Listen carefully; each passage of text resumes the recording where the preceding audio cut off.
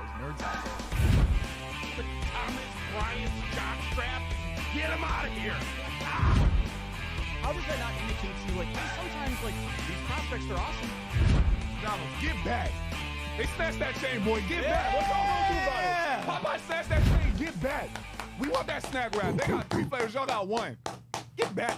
Welcome on in to the Big Factor here on the Big Play Sports Network. We are live from Burke Lakefront Airport, and we're starting things off a little bit different today, a little bit special today, as we've got my guy John from I'm From Cleveland, as well as Connor Michael Smith, joining us in studio to discuss all things I'm From Cleveland IFC Music Festival. We're looking forward to it, fellas, and we appreciate you guys both joining us in studio today. Yeah, man. Thank you for having us. So obviously you guys, John, you started I'm From Cleveland, and it has become such a really cultural cornerstone of the city. People look to you guys for news, but also entertainment, and really just to keep a finger pulse on what's happening in the city. But music has always had a really deep interest to you, and obviously music as a city is something that we're all very passionate about. The Rock and Roll Hall of Fame is literally stumble out of this, turn out of the studio the wrong way, and you're in the front of the Rock Hall. So talk to me a little bit about this festival, how it came about, and how people can get involved. Yeah. Well, first off, I want to thank you guys for having us. And I have to give props to Eric, my partner, EV, as well. Really how the festival came together goes back to like our origins, because we did start with basically just putting on for artists. And it took many years from like when we started to, now in the past few years where we kind of started getting into like general culture, etc. But if you take a step back and look at like the artists and things, what we were trying to do was just basically like give them a platform, and all of that obviously was online and digital, but now we have the opportunity to do it at a great place like Jacobs Pavilion, and give artists like Connor here an opportunity to perform, especially somewhere that like a venue like that, where artists like local artists don't really often have the opportunity to do so. For sure. Connor, how cool is this for you and your peers that you get to do something like this in your hometown? Like a lot of the time, I know because I've got friends that, have tried to do the up and coming music scene. Like it's very difficult. And sometimes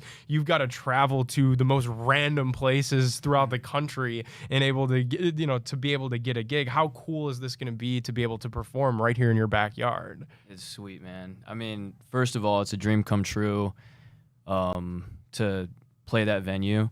But also, it's just such a blessing to have, John and Evie, who really have been supporting so many artists for, over a decade now, I would say. Almost 15 years. I remember when I dropped my first song, when they just had the IFC blog, they posted it and did a little write-up on it. And so they've always just kind of given the local artists that push and support. And so, even just personally, so I live downtown, I walk around a lot, and, I just dropped an album called All Good Things Come in Time. You should go check that out. But, appreciate that. 8-7. Yeah.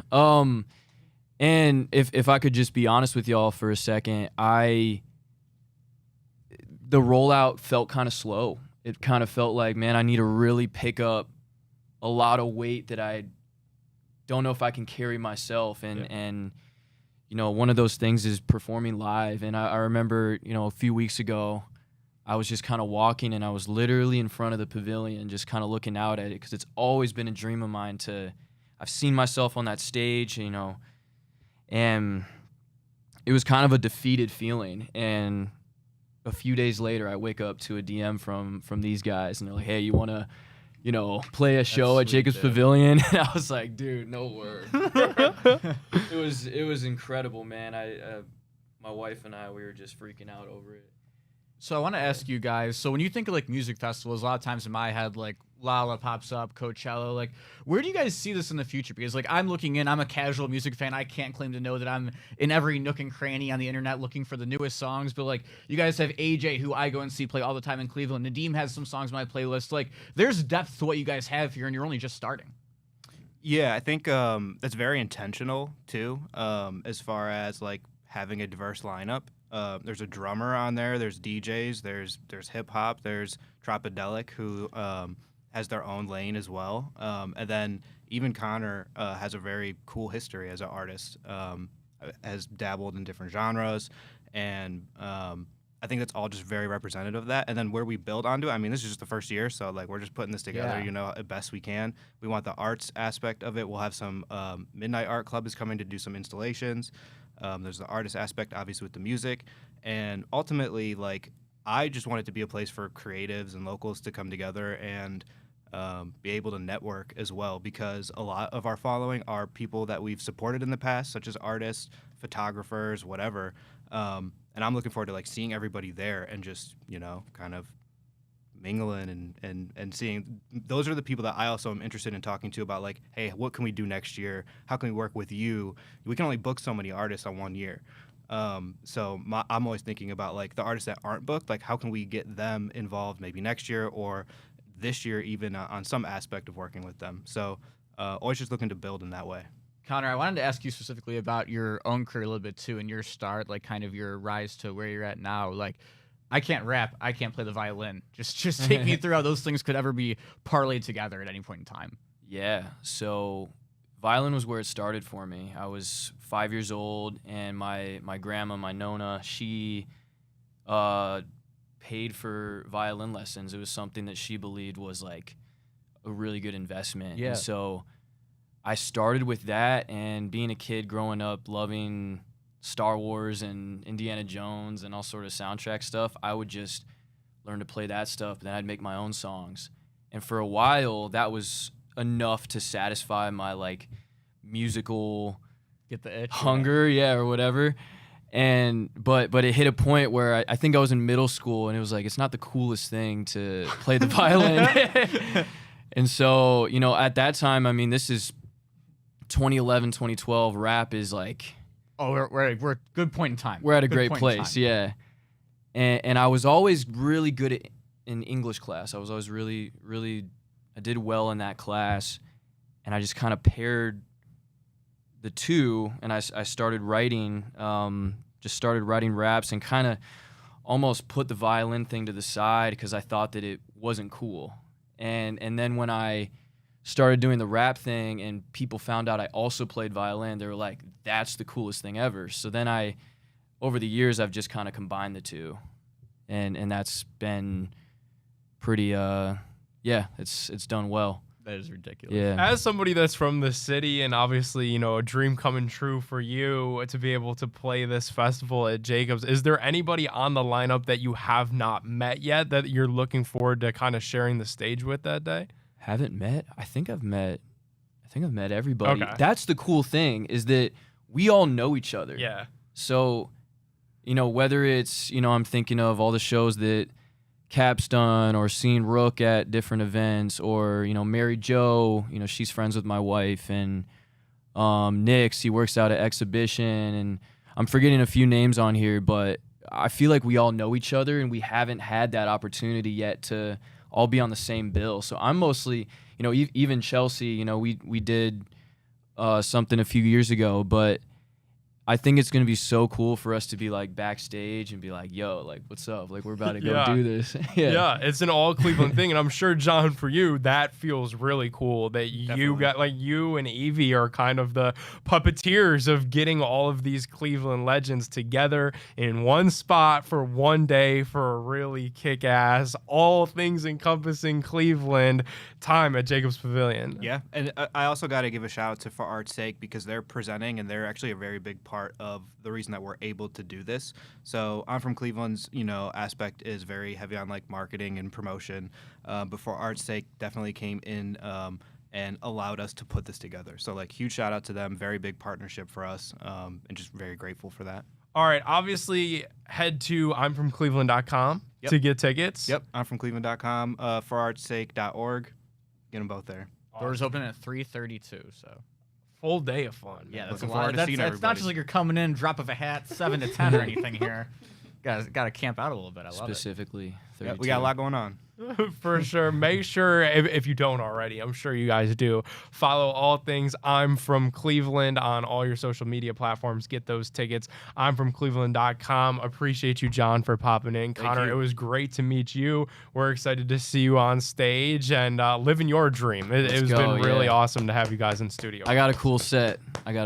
planned, so I'm excited. Let's go. Make sure to get your tickets. I'm from Cleveland.com. We'll be back with more of The Big Factor right after this.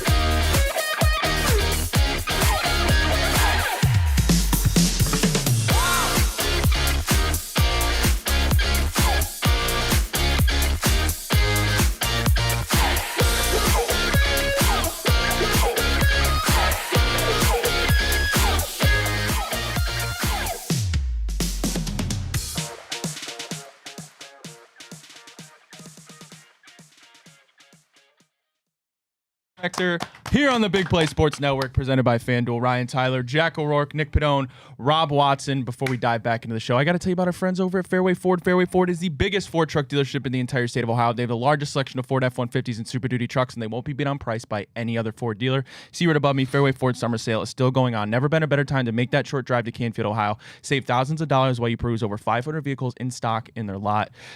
Again, Fairway Ford, the largest inventory of new Ford trucks, the lowest pricing and same hometown level of service. Scan the QR code now or go give their website a visit, fairwayfordohio.com. That's fairwayfordohio.com. Guys, that was an awesome interview. Nick, Jack, you guys did a phenomenal job.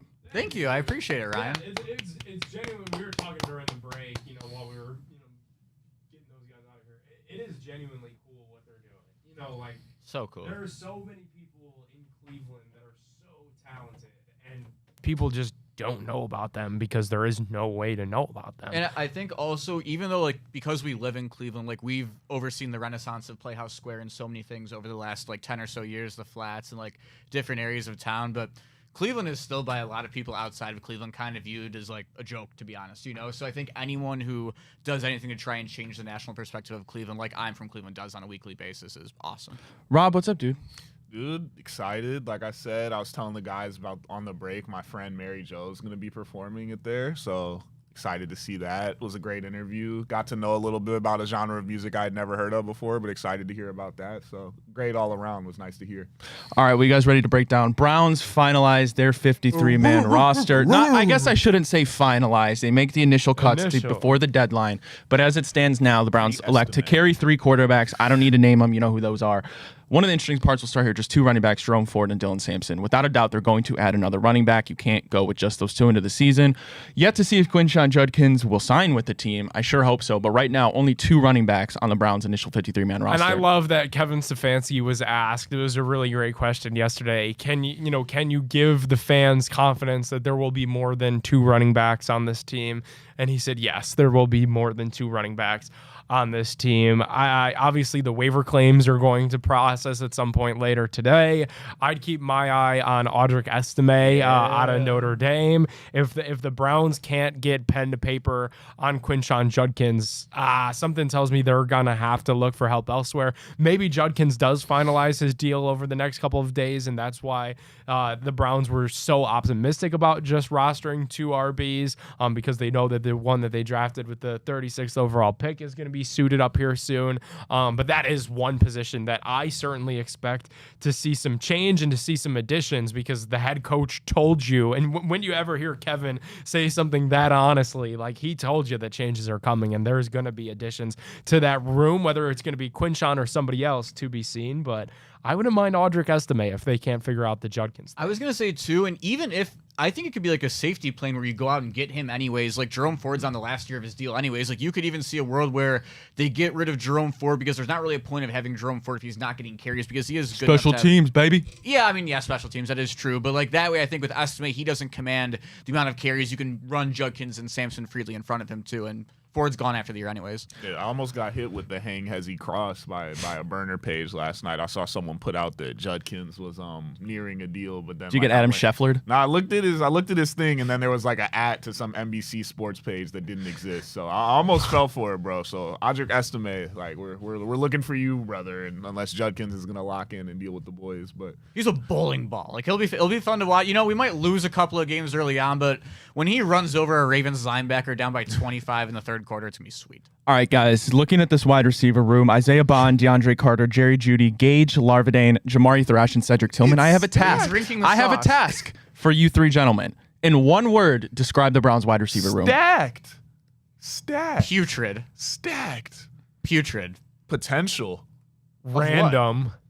Potential. We got goons in there, man. Okay, state your case, Rob. I told you I'm excited about Jeudy, Thrash, and Bond. Everyone else, don't talk to me about everybody else. Larvadain maybe is a returner, but I think Bond's got a lot of potential. I think Thrash finally was someone who's going to actually throw him the ball. He played a whole year with people who couldn't throw it more than 3 yards. And then Jerry Jeudy with another quarterback that's willing to sling it, bro. I don't see what could go wrong, bro. I think they're talented players. Maybe I'm totally missing something. I could be dead wrong, but in my opinion, this is the worst Browns wide receiver room entry. Because even last year entering the year, you did have Coop and Jeudy. I think this is the worst Browns wide receiver room well before the start of the Baker Mayfield era. So we're looking at this might be the worst Browns wide receiver room since they went 1-31. All right, other notable ones is, of course, the Browns terminate the contract of Dustin Hopkins. Andre Schmidt, I think that's how you pronounce it, is going to kick, at least as of now, for the Cleveland Browns. I think the correct move, I wasn't sure that the Browns were going to do that heading into the season with an unknown in Andre Schmidt, but at the end of the day, Dustin Hopkins, you cannot replicate what he did in 2024, and clearly what the Browns saw throughout camp, they thought that was going to be the case this year. You know, I have to give the Browns a little bit of credit. Like this initial 53-man roster that dropped yesterday, I've got no notes. I've got no complaints. I was glad to see the 6 receivers that they kept. I get that it is a little bit random, but who else were you going to keep to make you feel better about that room? And then the kicker thing, I was kind of thinking that they were going to lean towards the veteran, Dustin Hopkins, and just keep him on a really short leash, knowing that you could release him and then promote Schmidt off the practice squad if something goes awry with Hopkins in the regular season. Here's the unfortunate truth about the Dustin Hopkins thing. That 2023 Linsanity run that he went on where he was booting 50-plus yard field goals, it was an aberration in his career. It was a flash in the pan. He was never that guy prior. Remember, that's why the Chargers traded him here. They were going to cut him because they were rolling with Cameron Dicker, who they drafted. He had no home, and he was able to pop here. He got that contract, but that 1 year was really an outlier when you look at what Dustin Hopkins is. What we just saw this preseason is more closer to the real Dustin Hopkins. Let me also ask, correct me if I'm wrong, he got that extension after he got hurt in Houston, correct? Didn't it come after that season? Yeah.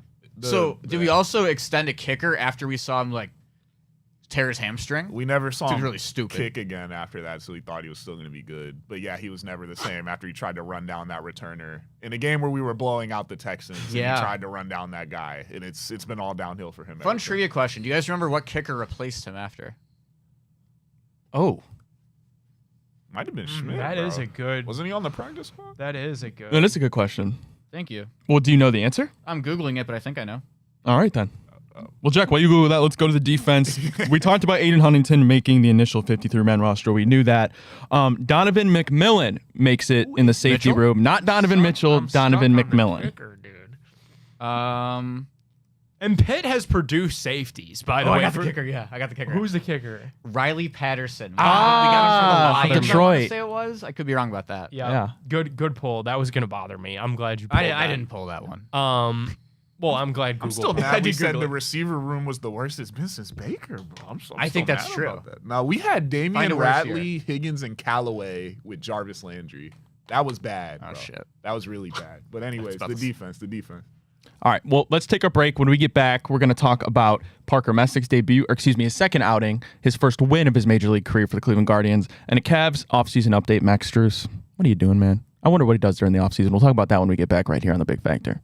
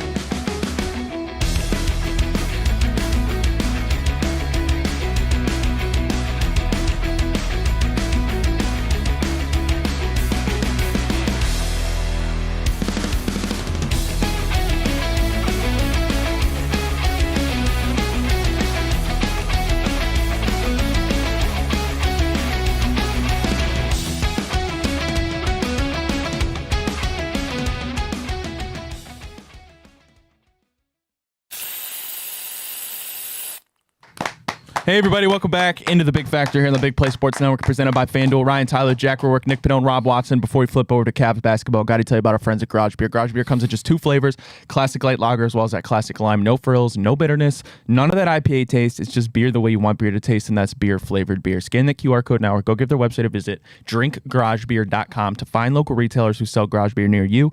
Again, that's drinkgaragebeer.com. All right, guys, we're talking about our Cleveland Cavaliers. It's been a while since we've seen them take the hard war, but we got an update about Max Strus. Cavs announced on Tuesday that he will miss 3 to 4 months following foot surgery, perhaps opening a window, but not guaranteeing playing time for someone such as, we'll talk about, Malik Beasley. That said, neither the Cavs or Knicks can offer anything but a vet minimum contract, but we start with Max Strus out 3 to 4 months. Could be more. They're going to reevaluate the injury. Not a good start for Max Strus, who also missed the beginning of last season, if I'm not mistaken. Yes. Yeah, dude, this sucks. This stinks out loud. The way that the Cavs ended last season in the NBA playoffs with an absolute, clunker of a playoff performance against the Pacers, we don't got to rehash that. The fact that you could start this season potentially without Darius Garland and without Max Strus, and the Max Strus thing is all but confirmed. I mean, he's going to miss 3 to 4 months, that you're missing the start of next season. And Darius Garland, we still have minimal update on that toe injury that ailed him last postseason, and if he's going to even be available for the opener. So the Cavs got some big questions, and we've all said, at least like on Big Play Cleveland, we've repeated to say all offseason long that like just simulate the regular season and get us to the playoffs. But at the same time, I don't know that this team can afford to start off slow, especially after last year ended. I'd be picking up that phone and working the Malik Beasley hotline. Hotline bling. It's not a bad pickup. Is he even? I think he might just be a free agent. Is that just signed? He is a free agent. Yeah, The one thing is, so he's federally cleared, but he still could get a suspension from the NBA. So that is also looming with any potential deal that he signs. Wouldn't hate it. Which would kind of negate bringing him in for Max Strus in a way if he was suspended for, say, 2 months or something. I think he's going to be okay. I don't think they're going to be able to get him on anything. Because it doesn't – I've never heard someone get federally cleared and then, like, when Rozier got cleared, they didn't suspend him. They kind of were just investigating him, and then he was fine. So I think he'll be okay. Would like that. I agree with Nick. Don't like where the roster's kind of at to start the year. I know too many questions. Yeah, like we want to see them operating full capacity still. The playoffs is what matters, but I want to see them, get used to all the new stuff they're trying to do. I want to see people get reps with the new players, be good, be ready to go. But now it's going to be like a mismatch, and then we're going to probably have to play if Garland's hurt. You got to play Lonzo more than you might want to. That might lead to a whole nother injury. The switch-ups of stuff that could just be going on all the way. I want to see them just find their footing. If it happens late, it happens late. Regular season doesn't matter too much, but don't want to see them start. And I guess that is like the devil's advocate, counter argument to this point, that you could stumble out of the gate the first 2 months without Strus and Garland.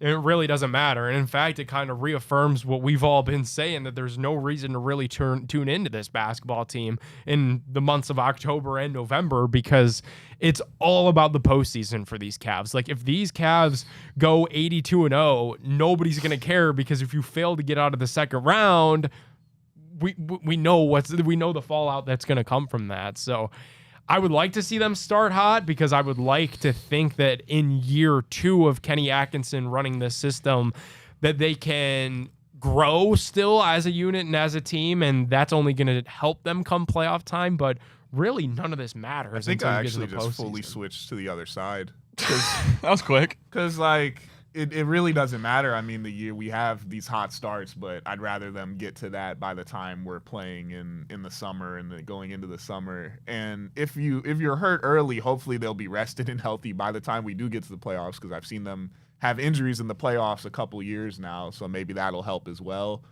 But Max Strus being gone for, they said, 3 to 4 months. Yes, sir. That's going to be iffy for him if he's going to get his footing at all this year. Missing that much time and coming in the middle of the season usually doesn't spell well for guys, especially like shooters like himself. Yeah. All right, guys, let's flip it over to the Cleveland Guardians. Feels like we've had quite a while since we've gotten some good news from the Guardians. Not necessarily good news for the season, but Jack, I'll take it over to you. Parker Messick in his second start for the Cleveland Guardians gets his first win, 7 innings pitched, 4 hits, 6 strikeouts. Cleveland is now 65-66, looking outside of the AL wildcard picture, but at least Parker Messick looked to fit the part. Yeah, no, that's it, Ryan. You hit the nail on the head. There's no point in watching 4 of the 5 games. Parker Messick went yesterday, so you got a nice little 4-day break from baseball right here. But Parker Messick's been awesome, man. He's thrown his fastball, I think, like 44% of the time so far as a major league pitcher, which he throws like about a 94 mile per hour fastball, which isn't like ridiculously fast by any means. But because of how damn good that changeup is, he can throw it. And just the fact that he has that changeup waiting in his back pocket just makes hitters, like, it throws the timing off so much. He's got a solid slider. year. Like, he's not walking hitters. He's been ridiculous so far. I mean, there's not much more you can ask for him through 13 and a half innings or whatever it is. But yeah, he's the only good thing on this team right now. Everything else is bad, ugly, dreary, and dark. So we're not going to talk about it. But do have to say a quick thank you note to what? That was so well said. Oh, you're welcome. Yeah, Carlos Santana, though. That is one thing, is this was a very rough year. And I would actually love to come on here and give like a thank you to Carlos Santana, but I actually can't even do that because like people on the internet were trying to say like, oh, this is like when Cookie was back last year. And yeah, Cookie wasn't great, but it was nice watching Cookie one more time. Cookie was here for $700,000 last year. We went to the fucking ALCS last year and we spent $12 million on 38-year-old Carlos Santana. So I have no thank you tours or welcomes to hand out because of that. It's bad. You know, it's really, really bad. We went to the ALCS. We spent $35 million on a heap of shit. And so you don't like the unction anymore. read the rewards. No, the unction got plugged out of the wall in about May. Wow. Yeah. Wow. All right, let's take another break. Skip, When we yep, get whatever's back, next. Get him out of didn't here. have on my bingo card Dave Portnoy versus Bobby Carpenter, a little Barstool versus Big Play happening this fall, but that did happen. And also Taylor and Travis Kelce about to tie the knot. We'll talk about that when we get back right little here happy news on the Big Factor. Paper rings.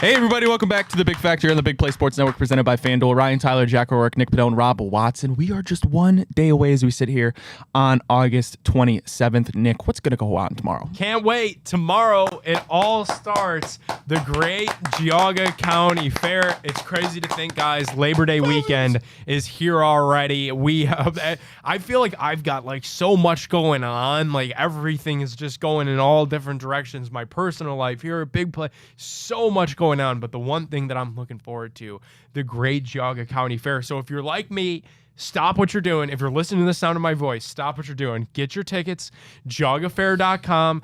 Children 6 and under get in for completely free, so you don't have to worry about getting tickets for the little kids.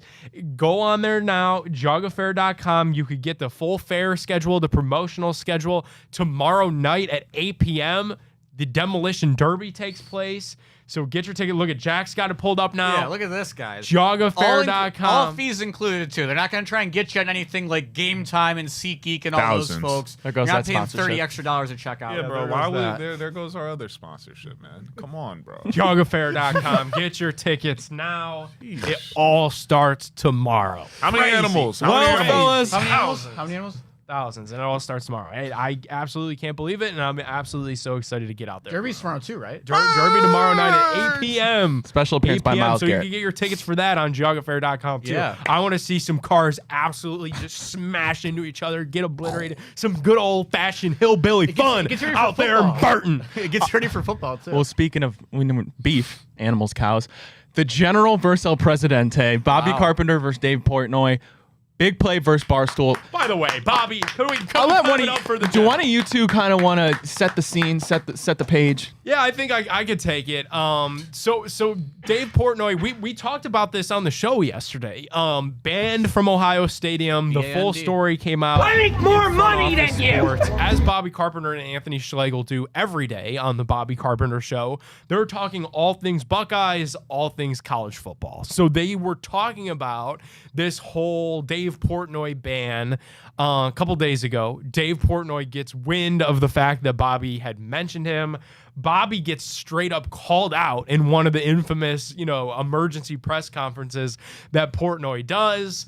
and says that, Bobby Carpenter has a podcast that nobody listens to. Obviously, I think Bob took a little offense to that. And he talked about it on his show yesterday with Schlegs, where he said Dave Portnoy is just a guy. He doesn't know football, and he doesn't need to be in our stadium, talking about Ohio Stadium as just a guy that doesn't know football. So Bob kind of standing 10 toes down with the Ohio State University that Dave Portnoy does not need to be on the field Saturday for one of the most anticipated openers in recent college football history. Like Arch Manning versus the reigning national champions. So many people are going to be tuned into this game. And now, of course, we've got this added element, this added beef that's somehow taking place here on the shores of Lake Erie because the General and Portnoy are going toe-to-toe about this. I hate Ohio State and I hate Michigan, but I'm somehow so fired up and pro Ohio State about this because of Bobby Carpenter. Because Dave Portnoy is a big bully, and he always has been. Like, he loves... Well, no. Dave Portnoy will attack and tweet out about people who are like me all day. Like my size people, like writers at the Washington Post who say something about him. Like, he will attack the little... I'm not going to call myself a needle neck, but those kind of people of the world, Like, that's what he likes to go out and do. He likes to put those people on a poll, He will not go after football guys. Like if Bobby Carpenter keeps going back and it comes to a point where they have to meet toe-to-toe, face-to-face, nose-to-nose, he won't say a damn word to Bobby Carpenter. Like someone who is out there on the field and will stand up for himself and for his organization. Like Dave is going to back down like a little, the second that Bobby's in his face down there on Saturday. Rob, what say you? Hey, man. Like I say, y'all, like, I've become an Ohio State fan. Like, I've leaned into it more.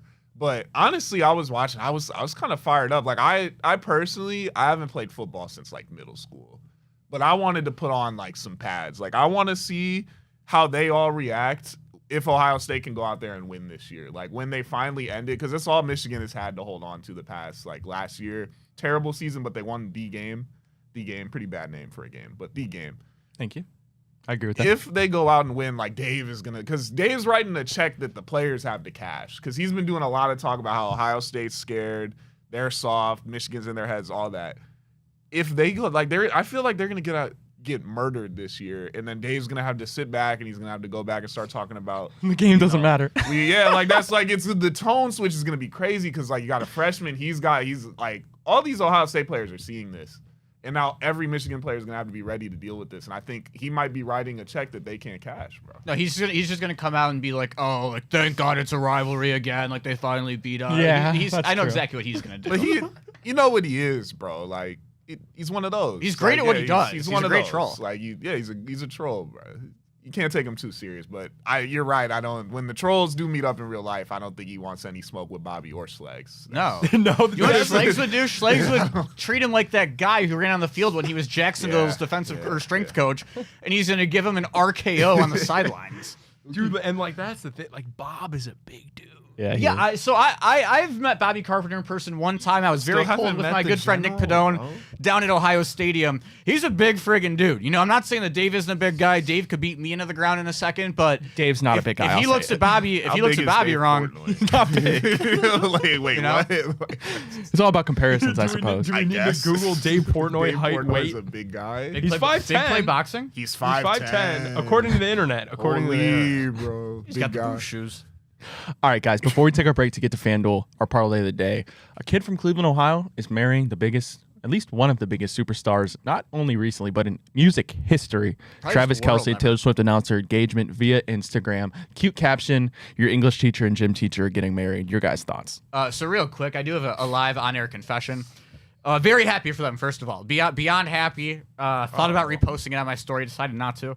But what did that caption mean? What did that caption mean? That was a joke back in the day. Like, that was a viral tweet, I think, where they took a picture and someone was like, your gym teacher and your English teacher or something. Start dating. Yeah. So that's because she's like, you think about it, like just they're okay. She writes music. Yeah. She writes Okay, music. yeah. She writes music. He plays football. So it's like, I don't Okay, know. now I got it. Thank you guys.